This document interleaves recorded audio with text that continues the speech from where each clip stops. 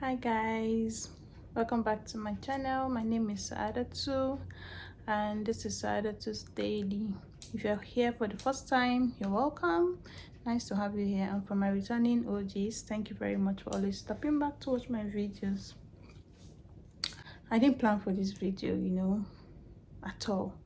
It's night. It's past 10 p.m. I'm already retired to bed. The kids are in their room. I'm about to wipe my face, like to clean my face and sleep, but I was just thinking, like, a lot of things were just coming through my mind, like, so what even made me to start thinking of this was at work today. I got my I got a mail, and Isha indicated in the mail like against my name, so there was a list of new hires including me. So against my name, in brackets they wrote trainee, like trainee. I'm like, ha, Sadatu, me trainee. Like, seriously? Yeah, I know I was employed as a trainee, but I just try not to think about it, like to think much about it consciously. But it's now really down on me, like, babe, you're a trainee, like you're fresher, you're fresh, you're new, you're a new hire. Like, I'm considered like somebody that doesn't have any experience in the financial sector. Of course, I don't know if you know, but I work in a bank here in Canada. I got the job almost 3 months ago, so I'm currently on training, and I was employed as a trainee, and I was now thinking that, wow, as at 13 years ago, yeah, as at 13 years ago, I was a trainee in Nigeria. Like, I was a new hire in the financial sector in a bank also. And 13 years after, I'm starting afresh. Like, seriously? So it's in my CV. I have all my banking experience back home in Nigeria and all that. But I was taken as a trainee. So, of course, there are some people that first off, they're employed senior banking officers. So first off, there are people that are employed as direct, not as trainee, but there's some kind of licensing you have to do, which I mentioned in my previous video, that I was actually told about the licensing you can do to like get a step higher than a trainee. But that doesn't mean you're going to come like at par with your former position, where you're coming like your former rank. No, they don't consider that. I didn't do those things because I came in, I got distracted with the job I was doing at McDonald's.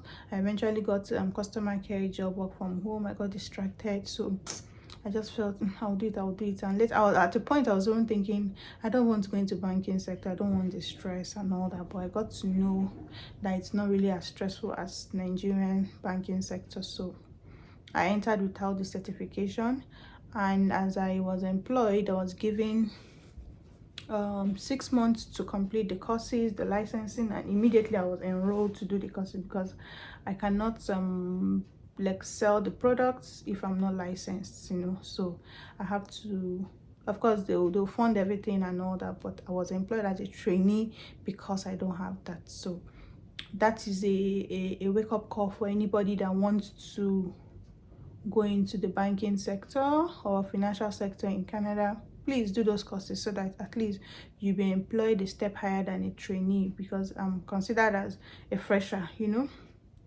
Of course, after the training and all that, I'll be upgraded, but I still have a trainee against my name. You know how it feels. Before you left your country, you were like, you know the position you left. Now you have people under you, you have a team and all that, and you just come here and you're starting all afresh. Yeah, some of the banking things, the process are quite different.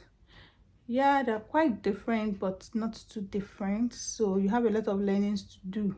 actually. Yeah, the system is actually different, but that's not really enough to like, bring you down, down, down. And the surprising thing is that Canada brings in the best hands. They bring in the best of the best from other countries. In fact, for you to have enough points in the express entry, in whatever way you're coming in, you need to have a master's, you need to have work experience, not 1 year, 2 years, like above 3 years work experience for you to get high score. You have your master's, you can speak English, we speak English in Nigeria. So why will you now come to Canada and then you now start afresh? Like, it doesn't matter.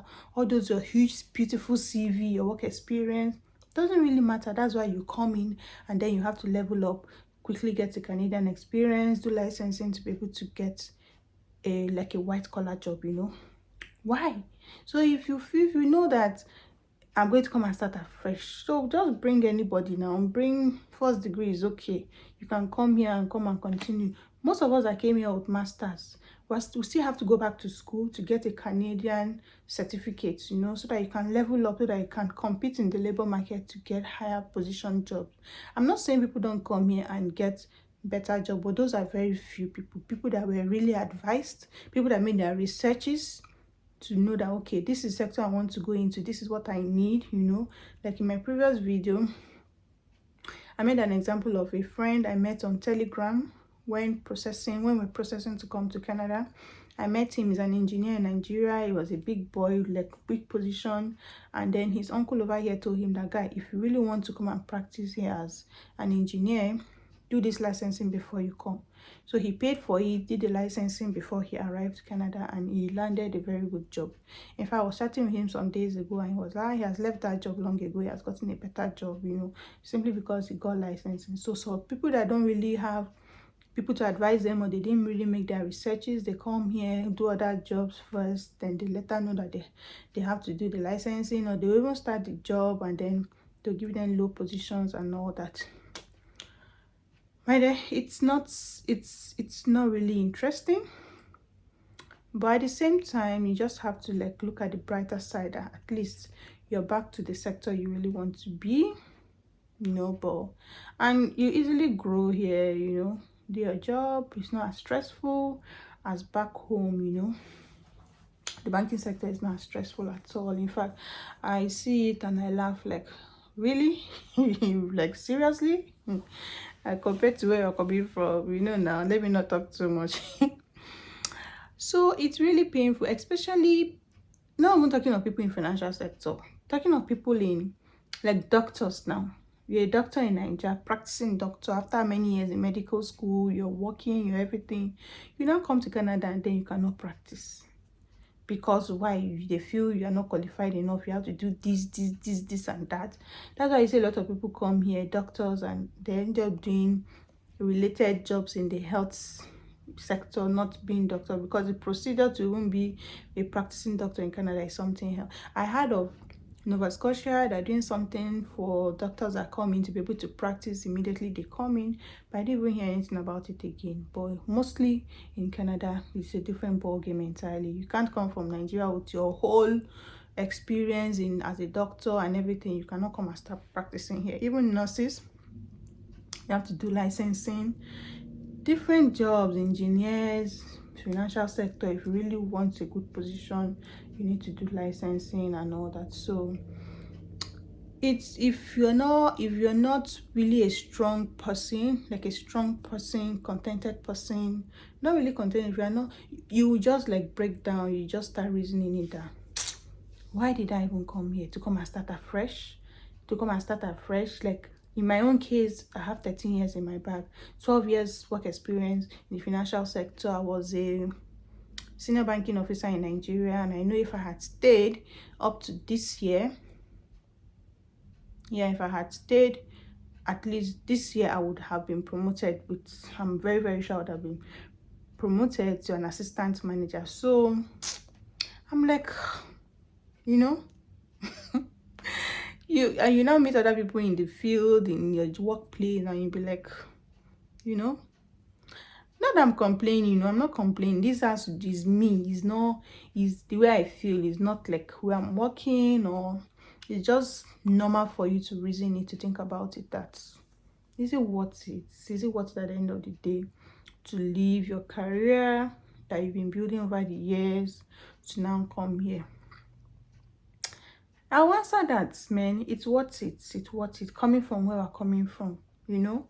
I was just discussing with my husband that the country I'm coming from does not even give me a reason to even regret relocating. Doesn't I've not seen any reason why I will regret, because it's one bad news or the other. Things are getting worse. You hear people telling you that you left at the right time, things are terrible, these are bad. People you don't expect to complain are complaining. People that you tag as the big guys in Nigeria, the big boys, the big girls, are complaining. You know, one of my husband's friend that was, doing very well, was really complaining about the economy. He builds houses, he builds and sells, he's into real estate. He's complaining that the price of things have tripled. He can't even proceed with building, because when we left, he was building like, I think, 3 duplexes at the same time. And he was like, it's so hard now that he cannot even do it. He has to do it one at a time. He's even thinking of selling one as it is, so that he will just, people are complaining.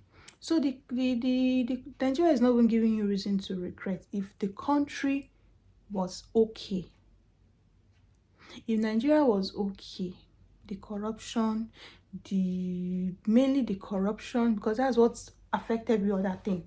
If everything was okay, there's no reason for you to leave Nigeria.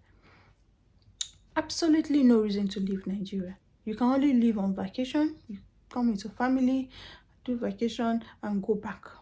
But because everything you get here is actually obtainable in Nigeria. All the childcare benefit, the rent assist, all the money you're getting, the healthcare, the way everything is, the system works and all, is obtainable in Nigeria. But what's happening? The corruption, the people in high places do not allow things to work out. So things are even getting worse. Things have gotten so terrible that everybody's just, their main wish is how to run away from the country.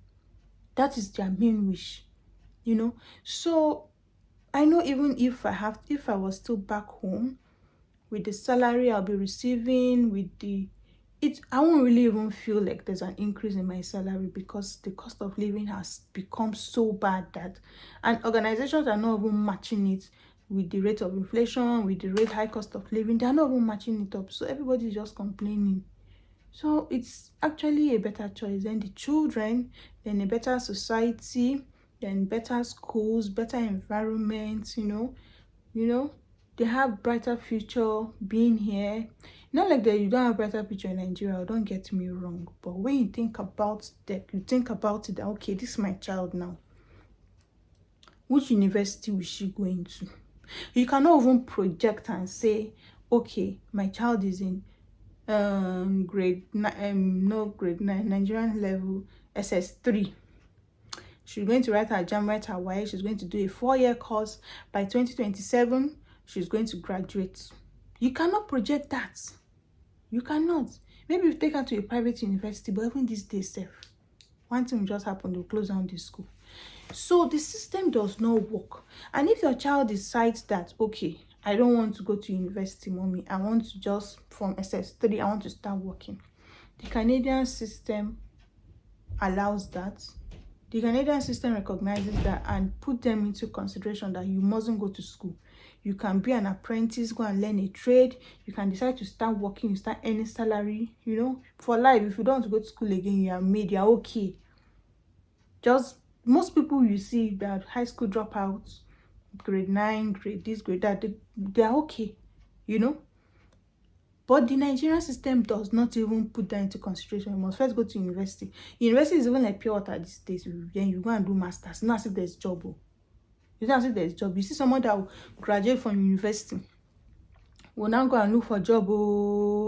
When you no now get job, you gather money and go and do masters. Like, okay, let me increase my chances of getting job. You go and do masters again. At the end of the day, you end up as a school teacher. You end up collecting 30,000 salary. Not that I'm downgrading anybody, but that is what is obtainable. You and I know that's what is obtainable. Is that life? Is that how? Is that what you want your children to go through? At least we who haven't already grown, ours is not even that bad. But think of the next generation. Is there any hope? There's no hope. If there's even hope, sure we will stay. There's no even hope at all. So it's still worth it at the end of the day. For me personally, it's worth it 100%. Even if I'm in this country and I'm still working in my McDonald's, or my husband is still working in, maybe both of us are working in McDonald's, my dear, it's still worth it for us to be here, because there's rest of mind. You can sleep with two eyes closed. The system is working. You know that my children, their future is guaranteed. Their future, they are in a sane environment. Everybody, they are behaving normal. Yeah, it's not as if it's a perfect society. Canada is not perfect at all. They have their own flaws. There are some things that we'll see that will happen. We'll be like, even in Canada, they are not angels. They are human beings, but my dear, the system works. It works. You can project your life. You can plan. You can save. You can, that ability for you to plan, to project in the future, and the government helps you. If you want to go into business, you want to do this, you want to do that, they help you to buy your home. You hear somebody coming to Canada, don't want 2-3 years, they bought their house.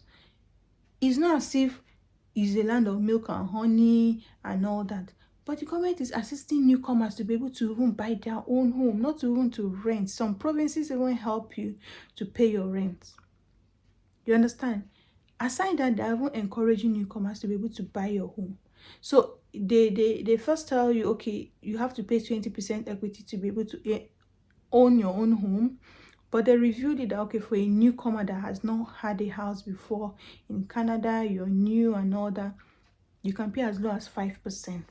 5% of the value of the house. Then you move into the house as a homeowner, and then the remaining will now be spread for the next 25 or 20 years for you to pay. You don't have to be super rich. You don't need to have a fantastic salary or so. Just have a good credit score and have an income. You may qualify. Most times you will even qualify. Is it obtainable in your country? Is it obtainable in our country? It is not. So things just go so well here. You live in the same neighborhood with people that are well to do. Like, everybody just looks basic. The houses look, everything just looks basic. Everybody is just doing his life, doing his thing. The gap between the rich and the poor is not much. Even though it's much, it's not showing. You are in a sane environment. Everybody is normal. Everybody is working. There's value in, there's dignity in the job you're doing. If you like, be cleaning gutter or be packing refuse every day. The way they respect you, they respect your job. You don't have any reason to be ashamed to say, I'm working in McDonald's or I'm working in a recycling company where they pick, I'm sorting out trash, like all these bababola. They even pay them more. They pay them more. There's dignity in labor. You do a job, you're a security, security, you're a taxi driver, you are respected because what? You're a taxpayer. You collect salary, collect above minimum wage, So it's still worth it at the end of the day. Yeah, I know very soon with time, I will grow to the position I want to be, even grow higher than what I was in my country. I know there's provision for that. It's just the natural instinct, the natural human nature for you to just look back and feel, I've really gone back higher. It's like I came to start my career from the scratch, like the scratch. I have a trainee under my name. That trainee is going to be there for the next 4-6 months. Everybody that sees the name will, oh, she's a new hire, she's new. You're the same thing with somebody that, okay, there's somebody I know with my position that was hired, she doesn't have any financial experience, nothing. No financial experience. Me and I were trainee. Me that, So if you're coming to Canada, you have to bring down your shoulders. You need to change your mindset that, see, oh, I'm going to calm down career wise. I want to build my career. I cannot continue from where I stopped in my country. The system is different. I'm going to start from the scratch if the need arises, and if I need to do any certification to level up, I will do it. Most times you have to start from the scratch. It's not what we wear in your country that you. So if you have that mindset, it's going to really help you. You are going to appreciate whatever it is you're doing, whatever job you're doing, you're going to appreciate it because you already had that mindset from the beginning. But it is a situation where you did not have that mindset that you feel as if you'll be depressed, you'll never be happy in that job, you always have issues with that job, you always be complaining. And what is life with somebody that, what is the meaning of life if you're not happy with what you're doing? You know? So when I was doing my McDonald's job, I was okay with it. It's just the set of people I met in the job. But the job itself was okay, even though it was stressful, was okay. I was not seeing myself because I know if we have to bring all of us in that in that restaurant, if all of us have to bring our certifications, our qualifications, then they had nowhere to stand by us. Most Nigerians in Canada, we are so educated, extra educated, that if you sit down and talk to 5 Nigerians, not the ones that come on student permit, of course, permanent resident, work permit, you get to see kind of qualifications they have. This one have ICANN, this one have MBA, MSc, all the master person has it. This one has this one has that. This one is a doctor back home in Nigeria. And then we come here and we're doing jobs that you cannot even do back home, you know. But if you have that mindset that this is not who I am, I'm going to level up, I have a plan. I have a plan that in the next 6 years, in the next 1 year, I'm going to be in the sector I want to be, you know. Having it in mind that I may not be where I was, but I'm going to be on track. You're going to be okay. And be deliberate about it. Don't get carried away with whatever job you're doing. Like in my own case, when I started this video, I said I was carried away with the McDonald's job. I was not supposed to spend that long. Though I did it from October to January, I was not supposed to spend that long. Then I got my customer care job from February to June. I was not supposed to stay that long, you know. In fact, if I had this mindset from that beginning of going into the career I want to go into, like in the financial sector, it's going to be from McDonald's, I'll move to the banking sector. But somehow I got carried away. I was just slacking, and I had to do customer care job before I got the banking, you know, job. So this is an advice to you. If you know you want to move into a particular field, sector, career, be deliberate about it. You can do other jobs just to pay the bills, to get busy, you know. If you have the money, your proof of fund is still remaining, if you know what I mean. You can decide to take your time to do your certifications before you start applying for a job. But if you know you don't have proof of fund, it has finished, or you did not even commit it, or you need to pay the bills, then get a job, do it, but don't get carried away. It's easy for you to get carried away, to get comfortable in that job. In one of my videos, I was talking about people getting comfortable in their jobs, and somebody picked offense that, do you mean we that were doing this particular job, we don't have career, or we don't have sense or something? I'm like, if you have it in mind that you're coming to Canada, I don't want to follow any career, I just want to pay my bills, I don't want to build a career, it's fine. But if you know you want to build a career, then get deliberate and don't forget yourself in that particular job you're doing.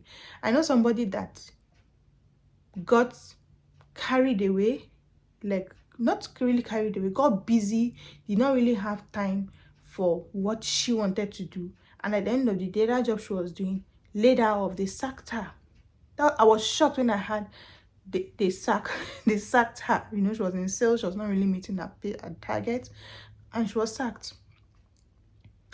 And it was when they sacked her, I was like, babe, use this time to reinvent yourself, to refocus.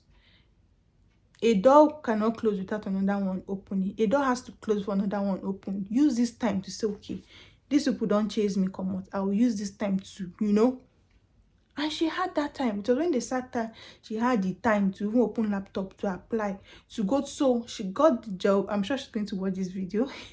She got this job from a Telegram group that she didn't even have time to go to. So when she was applying to come, if you understand, most people are on Telegram, they have groups, they are with people. So you get busy with your job, you don't even have time to go to WhatsApp again, to go to Telegram. And because of she was sacked, she had enough time on her hand. She went to Telegram to just check what's up, and she saw a link of a job. Somebody was talking about this job, that we are looking for people for this position and blah blah blah blah blah. And she applied and she got the job. And this is not a small job. This is a beautiful, fantastic, that kind of job, you know. And now she's doing it. So imagine that job did not sack her. She will still be there. She will still be there, working her ass off. You know, so don't get comfortable with it. Be doing the job, but you know that, give yourself a target that I'm going to do this job for 2 months, I'm going to do the job for 3 months. You know, within that time, this is what I'm going to achieve. I didn't do that. That is why I'm advising you guys. It's better for you to learn from other people's mistakes than to learn from your own mistake. You know, even before I left Nigeria, I knew I had to do this certification, but I just felt, I don't know if I want to go into banking. I don't know if I want to do something else. I don't want to wahala. I don't want stress. I want to come to Canada and relax and all that. I didn't really like plan myself that this is what I want to do, you know. So I hope this video helped you in one way or the other. I mean no offense to anybody, and I'm 100%, I'm 110% grateful for where I am today, being out of where I was before. I'm 100% grateful for that. I'm happy, my family is happy, my kids are happy, they are flourishing, they're excited. You know, it's a beautiful place to be. At the same time, it's normal for you to just look back where you used to be, where you are today. Did you make the right decision? And at the end of the day, yeah, I made the right decision. It's a sacrifice, and I know I'm better off. I'm in a better place and all that. And I know you are also in a better place. So I hope this video helped you in one way or the other. If it did, please share this video. Please like and also comment. Let's know what you used to do back home in Nigeria and what you're doing currently. Any regrets? Also, let's get chatting in the chat box. Thank you very much. Bye.